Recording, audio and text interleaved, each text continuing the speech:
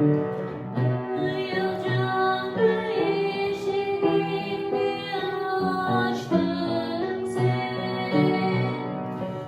Gül kalbimin şafak dolu aynalar. Tuğladım senin bir gündeminden. Beni kodu dübülüp olamam.